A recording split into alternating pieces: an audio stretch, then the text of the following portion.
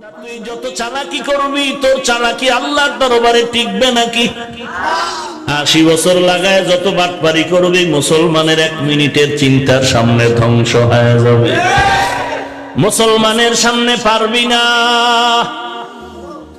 এই দেশের মুসলমান সিলেটের জমিনে 360 আউলিয়ার কাফেলা নিয়ে ঢুকলেন শাহজালাল। গৌর গোবিন্দ কায়রে টুপিওয়ালা পাগড়িওয়ালা ভেগে যাও। শাহজালালের অস্ত্র নাই, আছে একটা লাঠি আর পাগড়ি আর তসবিহ। দাওয়াত ও তাবলীগের মুরব্বী ইলিয়াস রহমাতুল্লাহ আলাইহি মক্তবে যায়, হাতের মধ্যে একটা লাঠি নিয়ে যায়। শাহজালাল ইয়ামান থেকে বাংলাদেশে আসছেন, তসবিহ আছে, একটা লাঠিও আছে। ওরে মৌলবী, তোমরা সন্ত্রাসী চাও না, হাতের মধ্যে বাঁশের লাঠি কেন? শাহজালাল ডাক দিয়া কয়, অন্ধ বুড়ি রাস্তা দিয়া হাঁটে, চোখে দেখে না, হারিকেন জ্বালায় হাঁটে রাতের অন্ধকারে। একজনে কয়, বুড়িমা তুমি তো চোখে দেখো না, আবার হারিকেন জ্বালাইছো কেন? কয়, আমি রাস্তা দেখার জন্য জ্বালাই নাই, আমারে যেন কোনো মগায় ধাক্কা দিয়া ফালায় না দেয়। মুসলমানের হাতের লাঠি কাউকে আঘাত করার জন্য না। তাহলে হাতের মধ্যে লাঠি কেন? বলে, আমি নামাজে দাঁড়ায় গেলাম, পাগড়ি মাথায়, মুসলমানের সামনে নিয়ে কোরআনের বয়ান করি, কোরআন তেলাওয়াত করি। হঠাৎ করে কোন বেঈমানের বাচ্চা যদি আমার পাগড়ি ধরে টান দেয়, কোন বেঈমান যদি আমার নবীর ইজ্জত ধরে টান দেয়, কোরআনের বিরুদ্ধে কথা কয়, আমরা কাউকে মারব না, কিন্তু আমাদের যদি কেউ গালি দাও, কোরআনের বিরুদ্ধে কথা কও, আমাদের পাগড়ি টুপি ধরে টান দাও, দাড়ির বিরুদ্ধে কথা কও, আমাদের পাগড়ি আমাদের দাড়ি টুপি কোরআন আর আল্লাহর ইজ্জত নবীর ইজ্জত রক্ষা করার জন্য বেঈমানের মোকাবেলায় লাঠি আত্মরক্ষা হিসাবে ব্যবহার হতে হবে। গৌর গোবিন্দ কয়, ভেগে যাবে পাগড়িওয়ালা। শাহজালাল বলে, তুই চিননি আমি মুসলমান? মুসলমানের চরিত্র জানুনি? মুসলমান যেই কদম সামনে দেয়, ও কদম কোন বেঈমানের ভয়ে পেছনে ফেরত নেয় না। গৌর গোবিন্দ বলে, বাড়াবাড়ি করবা না? কয়, কোনো বাড়াবাড়ি নাই, কালেমার কথা বলবো আল্লাহর জমিনে। বলে, এখান থেকে ভেগে যাও। বলে, ভাগবো না। বলে, যুদ্ধ হবে। শাহজালাল বলে, যুদ্ধ হবে,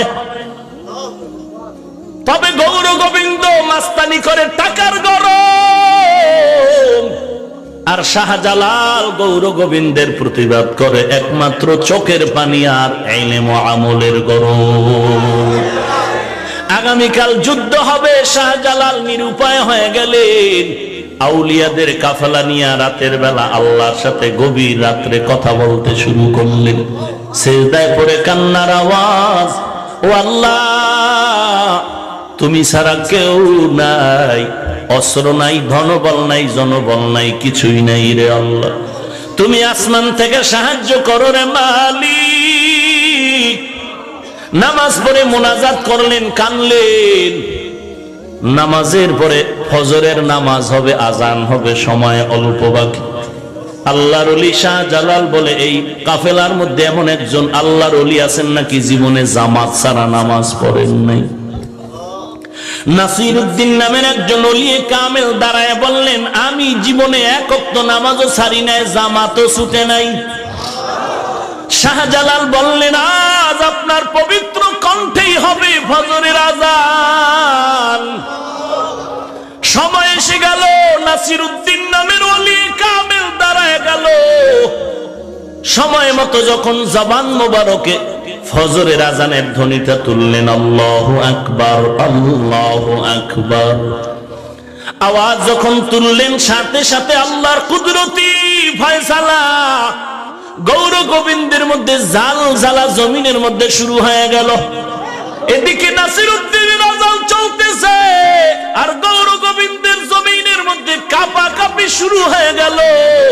আজান চলতেছে, জমিন কাঁপতেছে, আজান চলতেছে, জমিন কাঁপতেছে।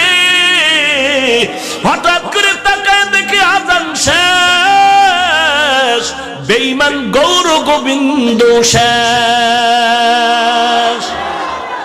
ওয়ালা তাহিনু ওয়ালা তাহজানু ওয়া আনতুমুল আ'লাউন ওয়া আনতুমুল আ'লাউনা ইন কুনতুম মুমিনিন।